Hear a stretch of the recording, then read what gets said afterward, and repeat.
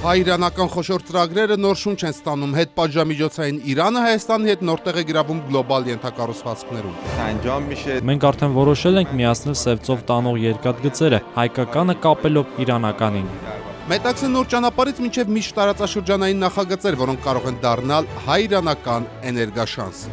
Ստրասբուրգում վերջակետ դրվեց Փերինչեկի գործով 1 տասնամյակ ձգվող դատավարությունների շղթային։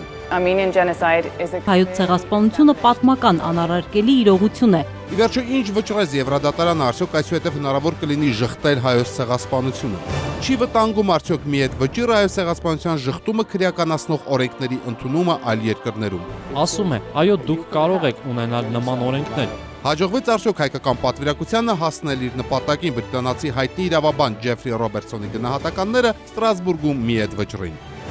Բայց երկնքի քաղաքականության վերելքն ու անկում, ավիատոմսերի գների նվազումն ու նոր ընկերությունների մուտքը Հայաստան։ Չկա որևէ ընկերություն, որ ասի, գիտեք ինչ, Հայաստանում ռեժիմը վատն է, դրա համար մենք գնում ենք։ Իրենք ունենում են տարբեր խնդիրներ, որովհետև խոշոր ընկերությունները տարբեր երկրներ են դրսում։ Իրենք իրենց կոմերցիոն ծրագրերի մեջ շատ տարբեր կարող են լինել։ Թանկ են արդյոք Զվարթնոցի սպասարկման գները, Թբիլիսիից մեկնելու էժանության վերաբերյալ միֆերն ու իրականությունը։ Հայաստանը երկնաբաց երկիր։ Եվ Իրանում ծնված Միլանում ընտանիք կազմած Հայաստանում բնակություն հաստատած Ղարիբյան ամուսինների գինին աշխարհի լավագույն գինիների տասնյակում։ Այստեղ ինչքան քար ենք անում մենակ մեկ կողմից,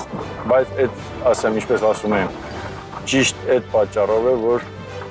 ավելի հարկի խաղով են կարողանում, ավելի հարկի գինի են կարող ստանալ։ Ինչի մասին է խոսում Ղարիբյան ամուսինների գինին, որը հնեցվում է ավանդական կարասներում, բայց արդեն հայի նոր խելքով։ Բանաձևը երեկոյան 8-ին։